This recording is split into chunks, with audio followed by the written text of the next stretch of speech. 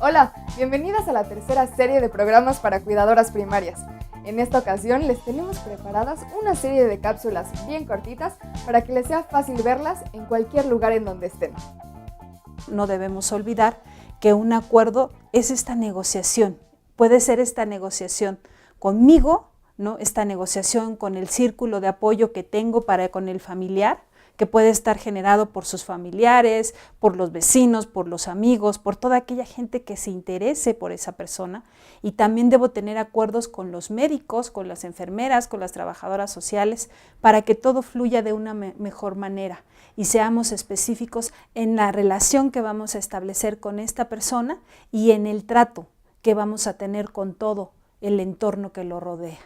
En el bienestar familiar, tanto del enfermo o la enferma, como de la cuidadora primaria, como de la familia, todos los acuerdos tienen un lugar importante.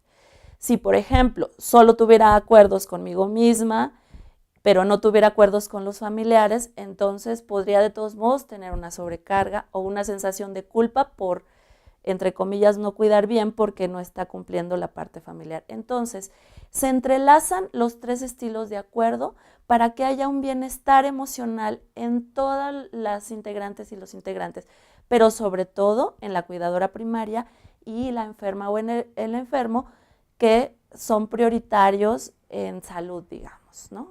En mirar su salud. También quisiera ponerles un ejemplo, porque hace rato, si se dan cuenta, les dije, pones en un lado todo aquello que crees que es positivo y todo aquello que crees que es negativo. Y cuando hacemos un ejercicio de esta magnitud, nos vamos a dar cuenta que aquello que creo negativo no lo es tanto, porque responde a una necesidad que tengo. Hay que tener mucho cuidado cuando hacemos introspección y no dejarnos llevar por lo que la sociedad nos dice que así debe de ser. El ejemplo más claro que les pongo siempre es el de una mujer exitosa. Si yo enumero las cualidades de una mujer exitosa o de lo que la sociedad espera de una mujer exitosa, te voy a decir alguien guapa, con muy buen físico, que hace gimnasio, que cuida su alimentación, que tiene un trabajo, que tiene hijos, que tiene casa, que tiene esposo y todo funciona como de maravilla. Eso es lo que la sociedad nos dice de una mujer exitosa, cuando en realidad una mujer exitosa puede ser una ama de casa que está enamorada de su familia, que está en el compromiso de sacar esa familia y eso lo hace feliz. Entonces, ahí podemos darnos cuenta de que en realidad el hecho de ser feliz es lo que nos marcaría en realidad qué es lo que somos, no aquello que la sociedad nos maneja como tiene que ser así, como el concepto de que tienes que ser así, sino tienes que realizar acciones que realmente te lleven a la felicidad. A todo momento que estemos viviendo, aunque sea una situación de crisis, tenemos que buscarle esa parte de felicidad, esa parte de plenitud, que me otorgue una satisfacción. ¿Para qué? Para que realmente la pueda ejecutar sin que me cause un daño, sin que sea algo reversible y que me genere el mejor ambiente tanto para mí como para con la persona que estoy interactuando. Hay acuerdos, sobre todo en los acuerdos personales, que tienen diferente temporalidad, ¿no? Y igual que los proyectos de vida tienen acuerdos a largo plazo, también hay acuerdos que además son tan temporales que están vinculados a la vida de nuestro familiar con dependencia de cuidado. Tenemos, por ejemplo, cuidadoras que han fallecido después que fallece su enfermo. Es decir, su sentido de vida era el cuidado al enfermo, ¿sí? Entonces, el pacto de ser cuidadora de ese enfermo termina al terminar la vida de calidad que le dio la cuidadora primaria. No puede seguirse porque si no el sentido de la vida de la cuidadora se rompe, ¿sí? Ese sería un ejemplo muy extremo, ¿no? Pero tenemos otros ejemplos donde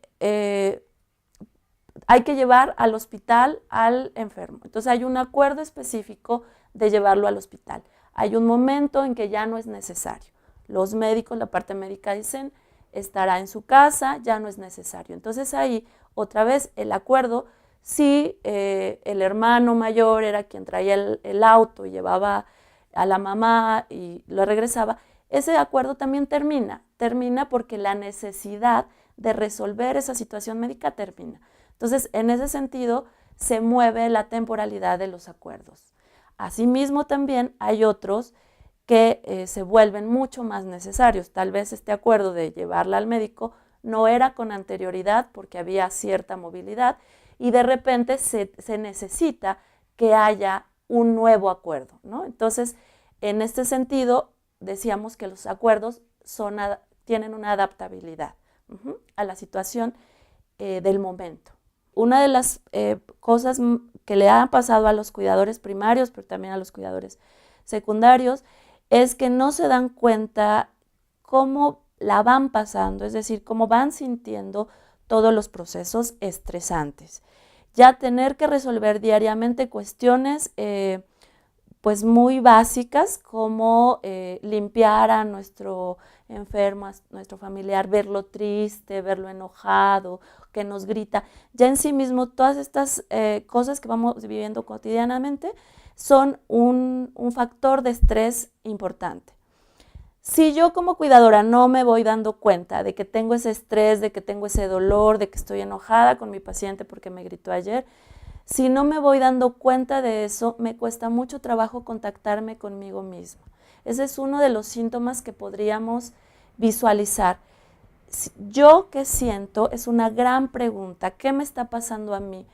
Cuando yo soy cuidadora primaria, algo muy importante es saber que la cuidadora primaria está primero que el enfermo, para mí por lo menos, ¿no? O sea, para mí como cuidadora. Entonces, para que este enfermo esté bien, necesita la cuidadora primaria. Para que él esté bien, necesita una cuidadora primaria que se esté autocuidando. En ese sentido, necesitamos ir viendo qué vamos sintiendo y qué vamos a ir haciendo con eso que se siente. Luego, entonces, cuando empiezo a pensar en mí misma o en mí mismo, como cuidadora primaria, puedo empezar a hacer acuerdos conmigo misma. Y recuerda, tienes que aprender a cuidarte para cuidar.